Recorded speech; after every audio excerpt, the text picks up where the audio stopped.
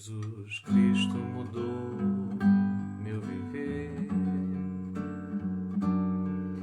Jesus Cristo mudou meu viver. É a luz que ilumina o meu ser. Sim, Jesus Cristo mudou meu viver.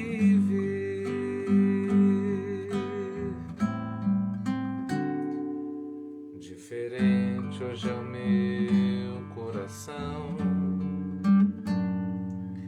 Diferente hoje é o meu coração. Cristo deu-me paz e perdão. Sim, diferente hoje é o meu coração.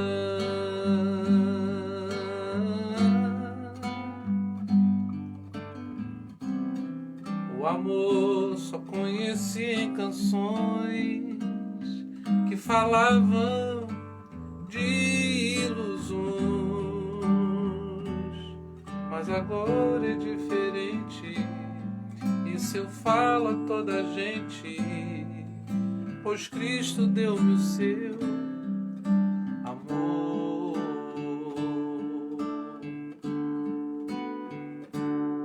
Jesus Cristo mudou meu viver. Jesus Cristo mudou meu viver. É a luz que ilumina o meu ser. Sim, Jesus Cristo mudou meu viver.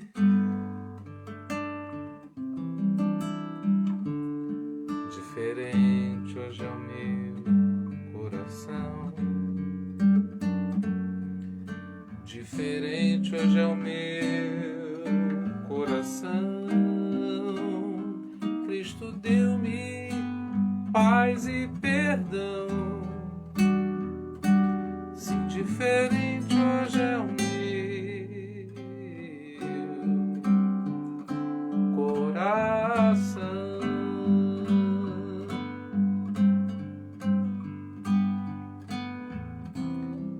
O amor só conheci em canções que falavam de ilusões, mas agora é diferente. Isso eu falo a toda a gente, pois Cristo deu-me o seu amor.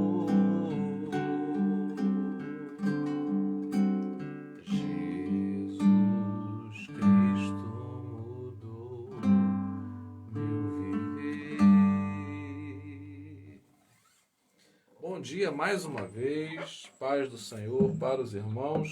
Agora é estudo bíblico e o nosso propósito hoje é falar sobre a segunda carta que foi dirigida ali às 7 igrejas, e essa carta ela foi dirigida à igreja de Esmirna. Essa carta foi dirigida à igreja de Esmirna e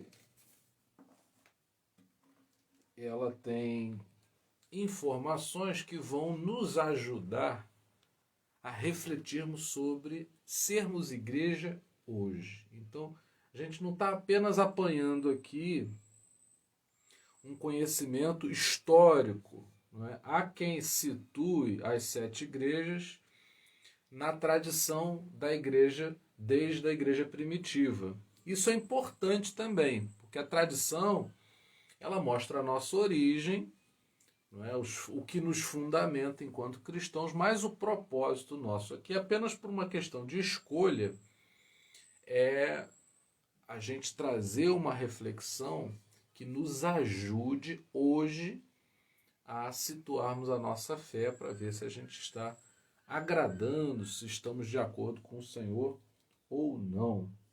Tá? Então eu vou ler o texto e depois a gente vai orar para começarmos, tá bom?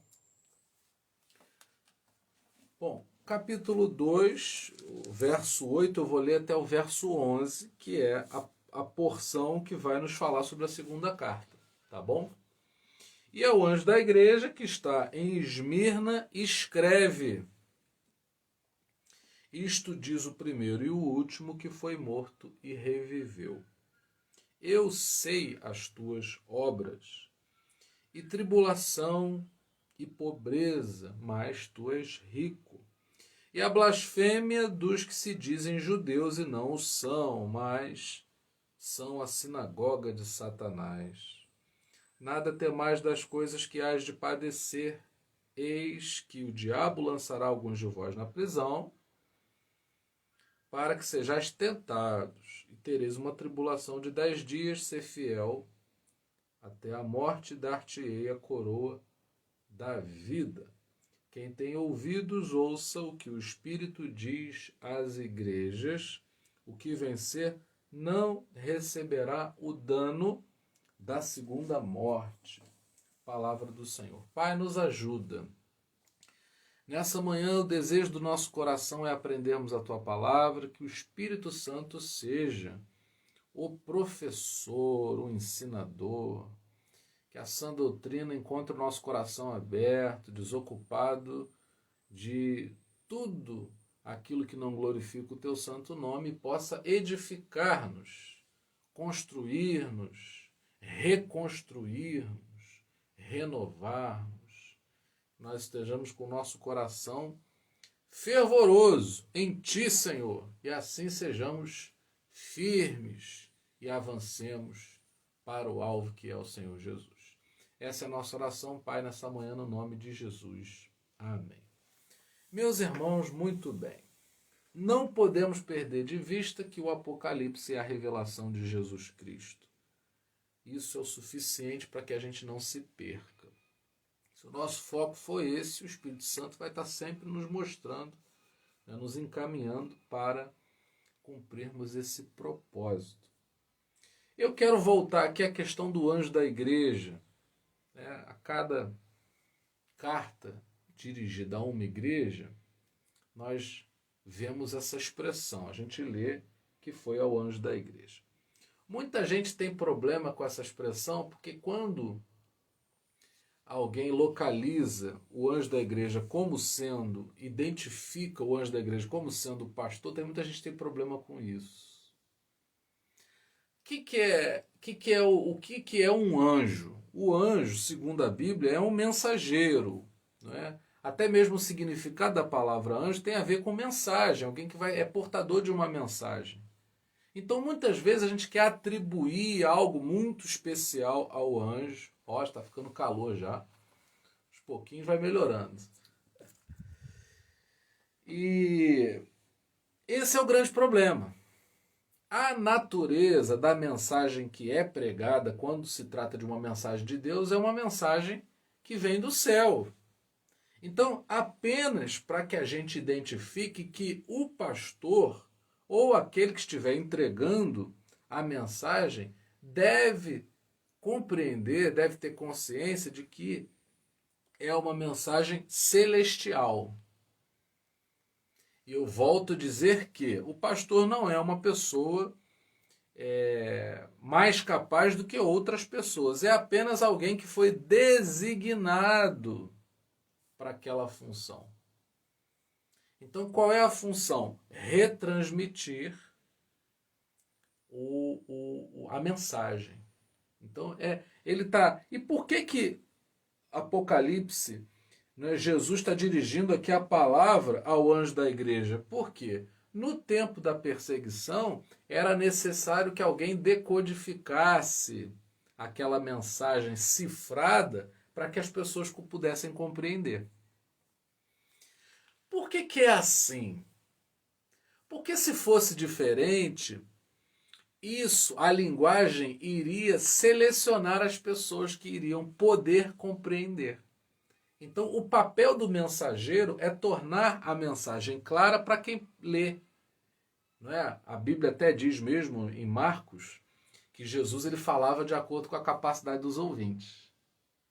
Jesus tinha preocupação, e por isso que ele contou inúmeras parábolas, por isso que ele contou, né, histórias, por isso que ele teve diálogos, que era no sentido de que as pessoas pudessem compreender. E aí isso é importante para todos nós em todas as áreas. O artista, o profissional, não é? Ele deve prezar porque a sua mensagem, através daquilo que ele faz, seja compreensível. Não é? Quando eu fui tomar a vacina, por exemplo, quem me vacinou explicou ali o que estava acontecendo, deu as recomendações posteriores. Olha, você tem que começar, você tem que continuar se cuidando, tem um tempo, depois tem a segunda dose, não é? Qual era a vacina? Olha, eu vou mostrar aqui para o senhor a validade. Você entende? Se a gente tornar o discurso difícil, nós estamos deixando de decodificar uma mensagem. E ela só é codificada para que se compreenda espiritualmente. E aí é uma coisa maravilhosa. Às vezes, uma pessoa muito simples consegue entender a palavra de Deus. E uma pessoa muito sofisticada, com um conhecimento muito sofisticado, não é capaz. Eu me lembro de uma experiência que eu vivi em Portugal. A gente se cadastrou num programa voluntário de visita à prisão. Então, na prisão de Lisboa, você tem que se cadastrar e tem que passar por um período de formação. Eu não me lembro se levou 2 dias, e eu fui juntamente com mais um pastor, que eu me lembre, mais um pastor. E a gente começou até a revezar, não é? E inicialmente a gente tinha um preso, depois a gente ia passar para mais 4 presos para poder visitar, que não poderia ser assim a nossa sorte, teria que ser designado por eles. E a pessoa que deu a formação para a gente era uma pessoa ultra formada, muito bem formada, que ocupava um cargo que tinha a ver com a recuperação, o retorno desses presos. A preocupação deles era reabilitar essas pessoas à sociedade. E ela chorando, eu nunca me esqueci disso, com lágrimas nos olhos, ela disse assim: olha, eu tenho 2 frustrações na vida. Uma é que o meu trabalho não dá certo. Eu sei de antemão que aquilo que eu faço não resulta naquilo que eu gostaria que fosse, que era conseguir reabilitar pessoas que tivessem passado pela experiência da prisão. E a segunda coisa que ela disse foi o seguinte: não consigo entender a Bíblia. Acho um livro muito complicado. Então, é isso que é importante. A gente não deve ler a Bíblia apenas com o intelecto. É preciso que haja uma direção do Espírito Santo e é de bom tom, como é óbvio, que alguém faça essa tradução. Então, eu prego a mensagem para você, assim como eu ouço de outras pessoas, a quem eu entendo, a quem o Espírito Santo testifica no meu coração, de que são pessoas que de fato estão trazendo para mim com clareza e verdade o conteúdo da palavra de Deus. Tá? Então isso é muito importante a gente não perder de vista que o anjo da igreja não é uma pessoa especial, é uma pessoa separada para decodificar a mensagem. Tem gente que diz: não, mas era um anjo mesmo. Mas o Senhor jamais iria dizer para um anjo fazer uma repreensão. Não é? Porque o anjo está numa condição em que não está vivendo na hostilidade ou em trevas e tudo. Então deveria ser alguém que pudesse passar para as comunidades locais. Então, nos nossos dias também existem pessoas separadas para isso. Tá bom? Então isso é um ponto importante, que também está relacionado à igreja de Esmirna. E o nome Esmirna lembra mirra, que é uma plantinha que você, quanto mais amassa, mais, né, quanto mais moída ela exala mais cheiro. Então é uma igreja que Jesus não repreendeu e que nos remete muito à ideia de sofrimento. Né? Você às vezes vive a sua fé e você passa por provações por causa da sua fé. Isso é muito importante, e aqui eu quero fazer também um parênteses não menos importante. Muita gente confunde perseguição, segundo a Bíblia e segundo o que aconteceu no Império Romano com o que a gente vive. Vamos tomar cuidado. Às vezes eu tenho uma dor de cabeça e jamais será comparado com o que uma pessoa está sentindo, talvez no hospital lá internado privado de sua saúde. A gente tem que ter equilíbrio nisso, né? A gente não pode achar que às vezes a nossa dor ingênua se compara com a dor de muitas outras pessoas. Então a gente toma o exemplo da provação dos cristãos que sofreram ali a violência do Império Romano como uma referência para que a gente não perca a fé. Eu, particularmente, não me considero uma pessoa perseguida. Às vezes, acontece um incômodo isolado, alguém que te julga, alguém que diz alguma coisa sobre você que não condiz com a verdade. Mas cuidado, chamar isso de perseguição é quase que uma ofensa em relação a esses cristãos que nos precederam, que morreram por causa dessa palavra. Então a gente tem que valorizar. É como você chega para um filho e tenta demonstrar para ele que aquilo que ele está comendo, o brinquedo que ele ganha, tudo é fruto de trabalho, fruto do esforço. Que não é uma coisa que tenha caído do céu. É bênção de Deus, mas não caiu do céu no sentido de ser com ausência de esforço. Não é? Eu sei as tuas obras, a tribulação. Então, Deus, ele observa, ele consegue enxergar o nosso sofrimento e nós precisamos ter paz nisso. Sabermos que Deus vê. Muita gente quer ser vista no seu sofrimento e fica indignado de muitas vezes esse sofrimento não ser percebido. Deus sabe. Deus sabe o nosso coração. É diferente da pessoa que se faz de vítima e na sua performance ali ela consegue juntar pessoas em torno de uma falsa dor. É apenas uma apresentação. Não se trata disso. Nós estamos falando de sofrimento sério aqui. E pobreza. Né? O que se fala sobre a igreja de Esmirna, que se refere a um tempo em que a igreja foi despossuída. O fato de ser cristão era uma ofensa à sociedade, ao governo, de modo que esses cristãos foram perseguidos e despossuídos. Aí entra, eu acho que o cerne, né, o ponto central do que eu quero dizer hoje. Estamos preparados para sermos despossuídos? A pandemia nos levou num caminho que tem muito a ver com desapego.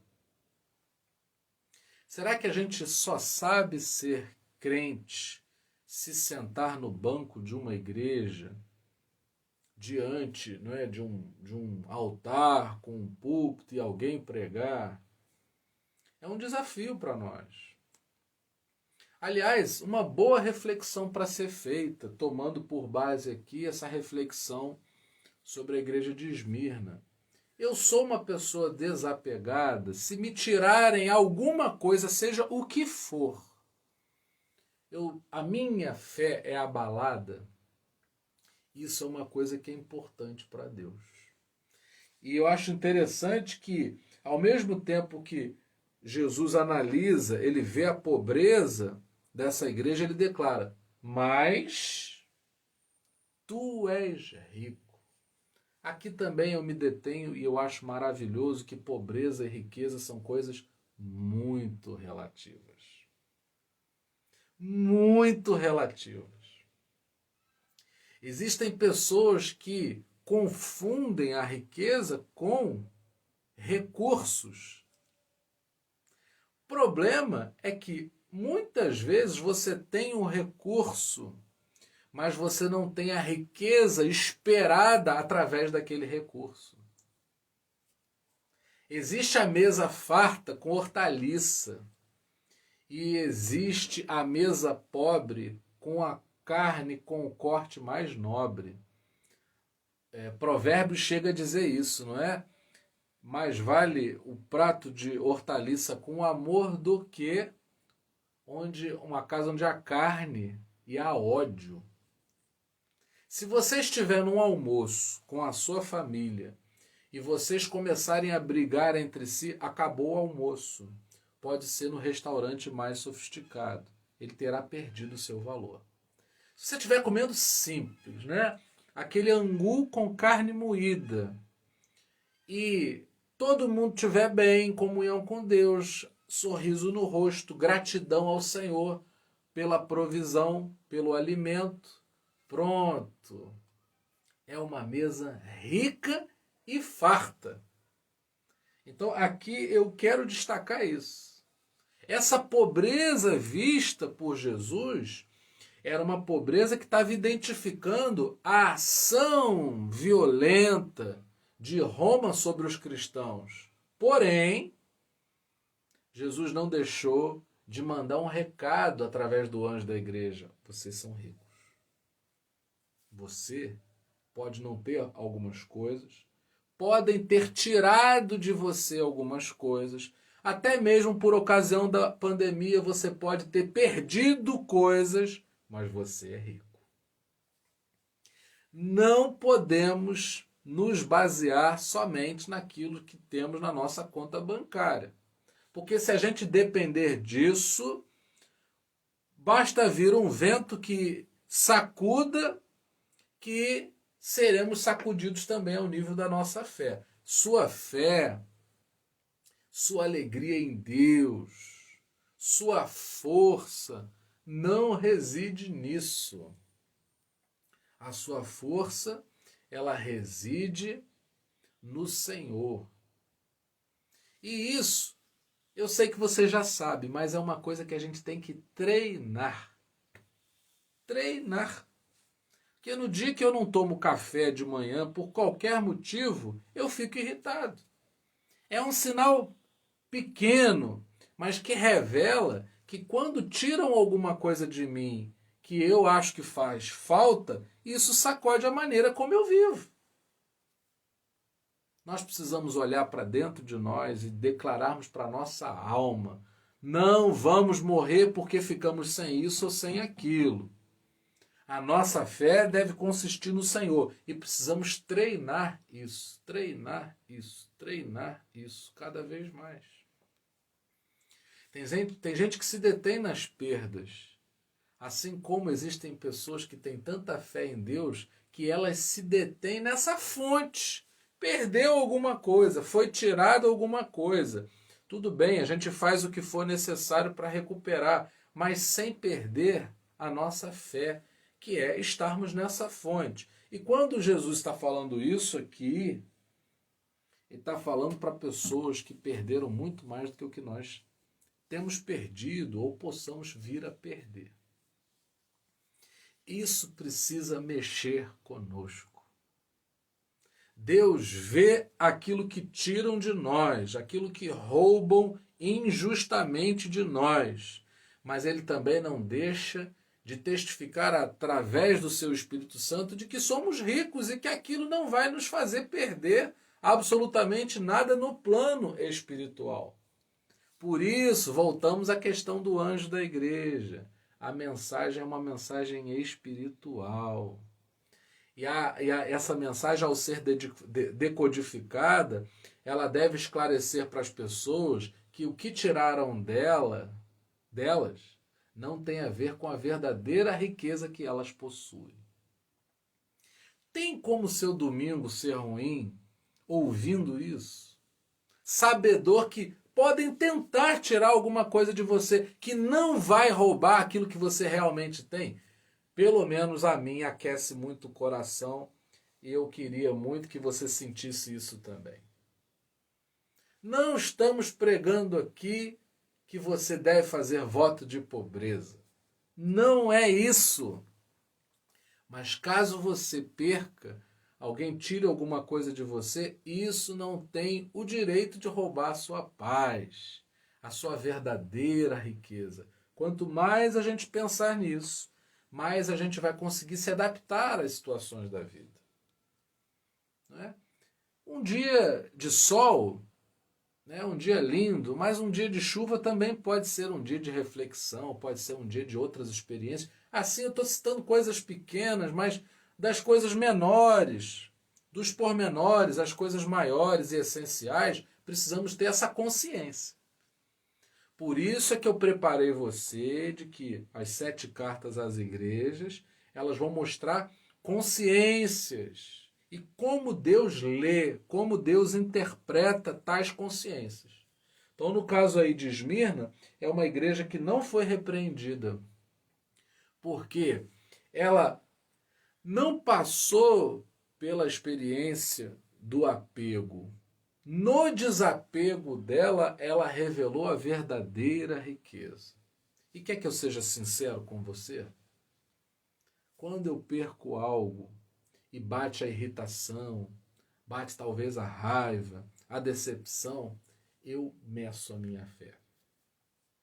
E nisso vejo o quanto eu preciso buscar mais ao Senhor.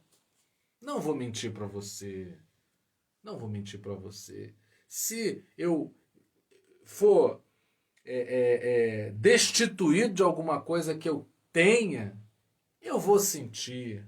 Porém, à medida de como eu lido com isso, é que vai me aprofundando mais em Deus. E eu, desde que veio a pandemia, eu coloquei uma coisa no meu coração. Eu quero ser rico em Deus. Não sei o que vai acontecer. Depois de passarmos por essa experiência da pandemia, que graças a Deus aos poucos está acabando, eu não vou confiar que não vai vir uma outra coisa. Eu quero confiar no Senhor. Eu quero confiar no Senhor, porque aí eu vou ter paz, mesmo que a circunstância for adversa. E quer que eu te diga a verdade? Quando a gente vive assim, a gente valoriza mais o que tem.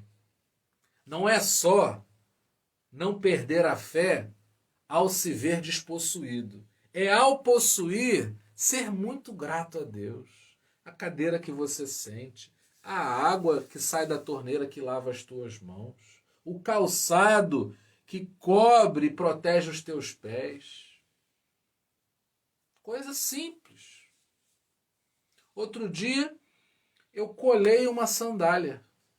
Daniela me deu uma sandália tão bonita, mas simples, assim, foi coisa muito barata. E ela descolou, andando aqui no sítio, é fácil, né? E aí eu colei, ela colou para mim, né? Minha esposa é tudo na minha vida.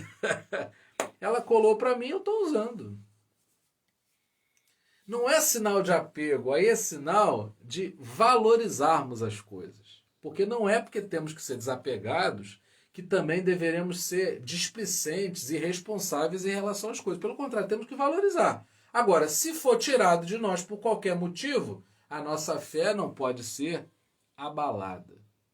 E a gente está aqui em mutirão. Todos nós estamos lutando para vivermos essa experiência. A mensagem que deveria ser dirigida à igreja de Esmirna é o seguinte: olha, Deus está vendo.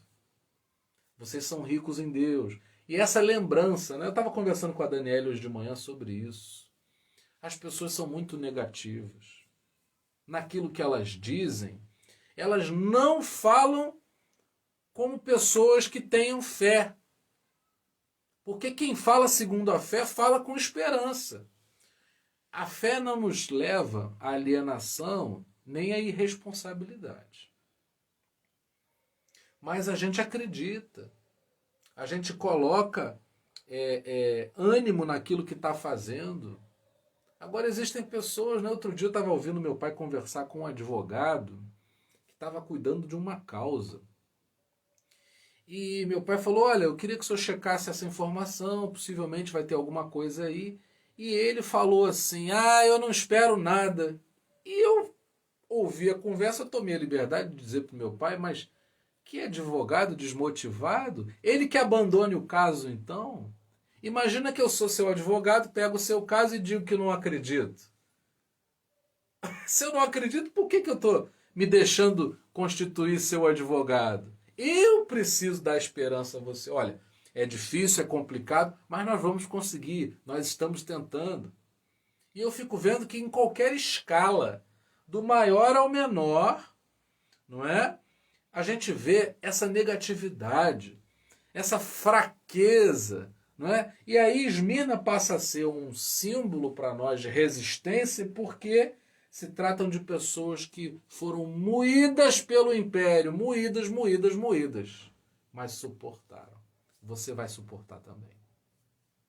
Você pode estar sendo moído por uma dor, você pode estar sendo moído por uma angústia, você pode estar sendo moído por uma vivência, por uma circunstância, mas você não vai sucumbir, você não vai cair, o Senhor vai te manter de pé. É isso que ele tem feito. Você está aqui ouvindo a palavra de Deus porque você está de pé, não é? Nada temas das coisas que há de padecer. Então, ainda que a gente saiba que pode vir a passar por qualquer coisa, havia uma palavra de fortalecimento, de consolo, de encorajamento para os nossos irmãos em Cristo. Isso vale para nós também. Isso é muito importante para nós.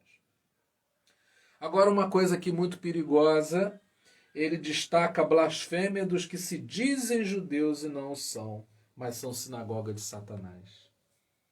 A pessoa pode estar dentro da igreja e fragilizar a sua fé. A pessoa pode se dizer cristã, crente, e não agir conforme ela diz que é para os outros. O próprio Senhor se voltou para aqueles e dizendo assim, olha, tem gente no meio de vocês internamente, decidindo, dividindo,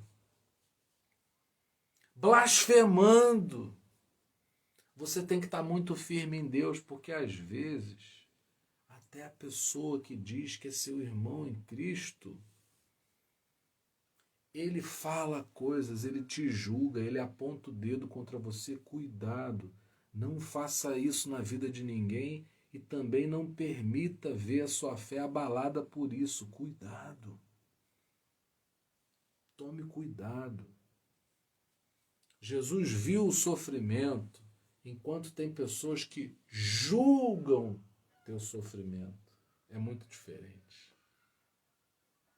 Você está passando por isso, Márcia? Sabe por quê? Porque você não fez isso, porque você não fez aquilo. E se a gente acolhe no nível do nosso coração algo como isso vai destruindo a gente por dentro. Cuidado. Cuidado. Meça até mesmo aquilo que as pessoas que dizem ter a mesma fé que você dizem para você. Porque aqui na palavra ele está deixando claro. Jesus não repreendeu Esmirna, mas deixou claro para o anjo da igreja transmitir à comunidade que, tem gente que diz que é, mas não é. Tem gente que diz uma coisa, parece ser algo que na verdade não é. Então a gente tem que tomar muito cuidado, porque muitas vezes, voltando à questão da pobreza e riqueza, a própria comunidade estabelece que a pessoa que comprou o carro novo, ela está sendo abençoada.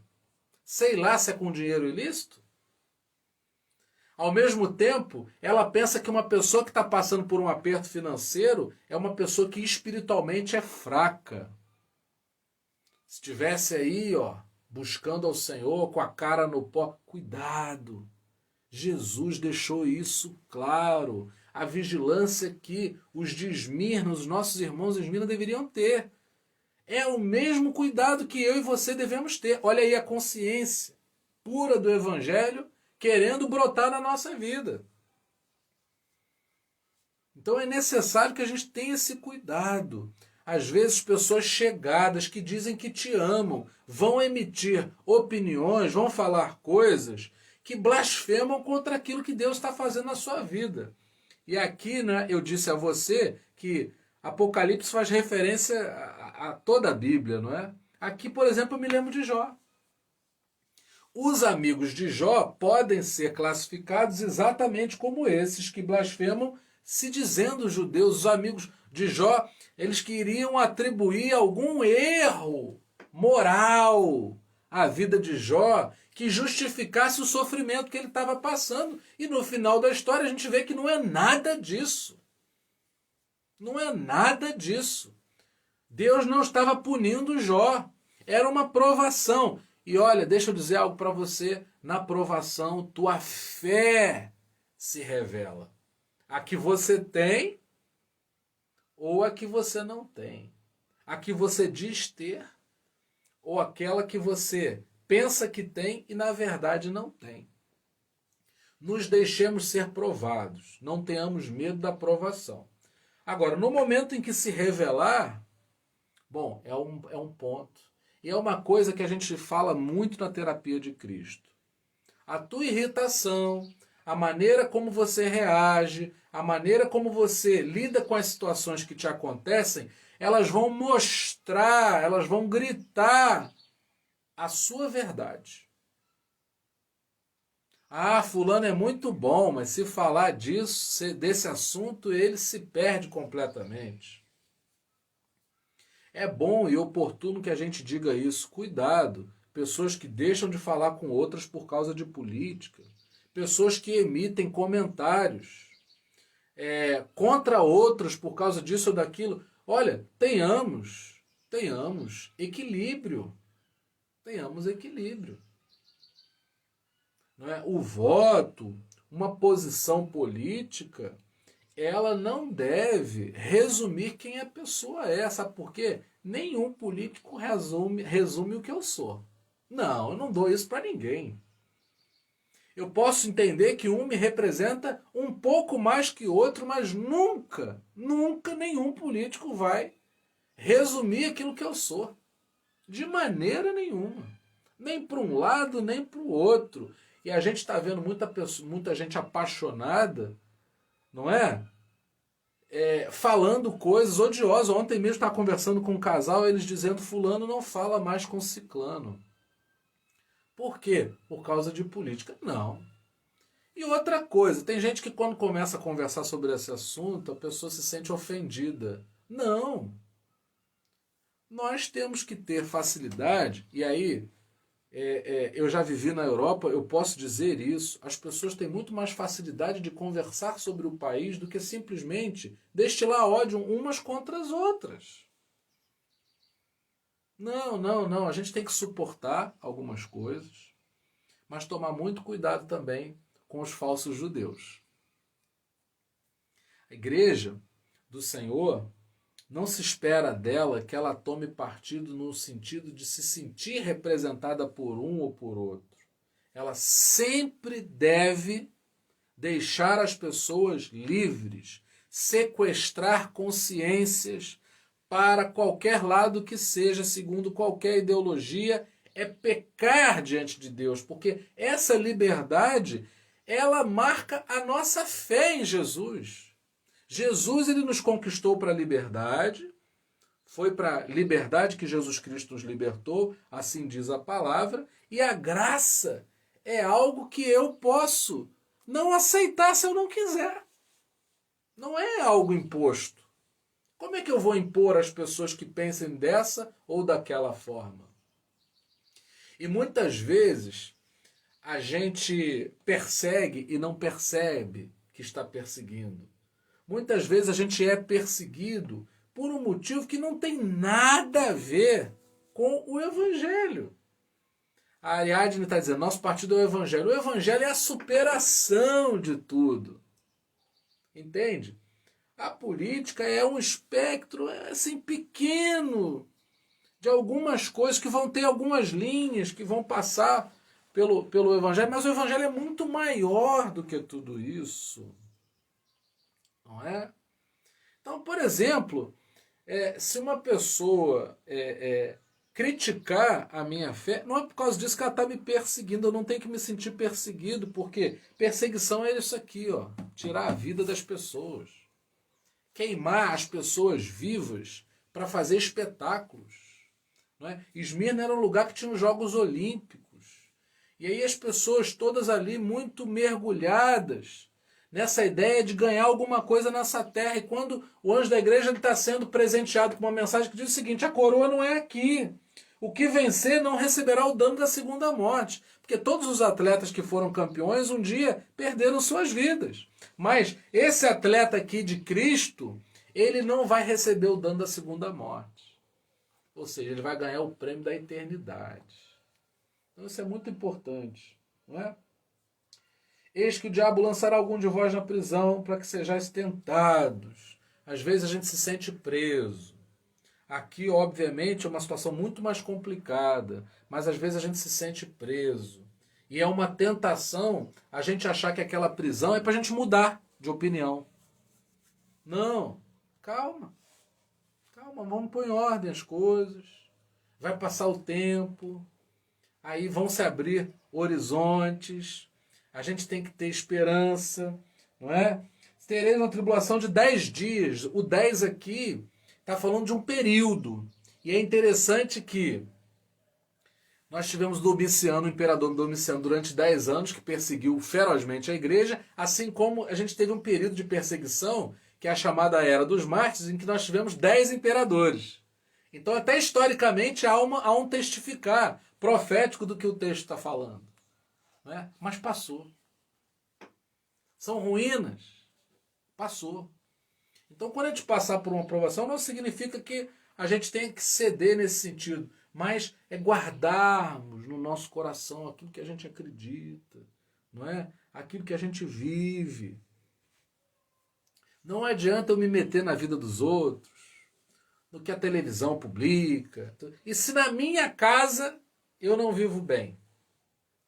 O que afeta a minha família é como eu lido com a minha família. O meu comportamento, como pastor, como pai, dentro da minha casa, ele faz toda a diferença.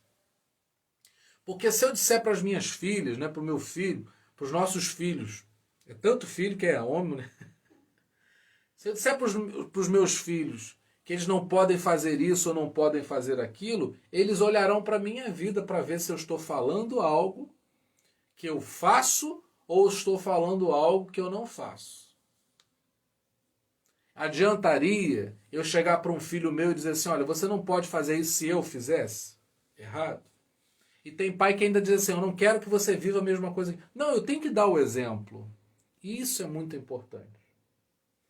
Nada define nada na minha casa a não ser a minha postura. A minha postura vai definir a minha casa. Então, televisão a gente tem controle remoto. Desliga, muda de programação e não precisa. A nossa maneira de resistir é vivendo algo de verdade. Nós podemos viver algo de verdade.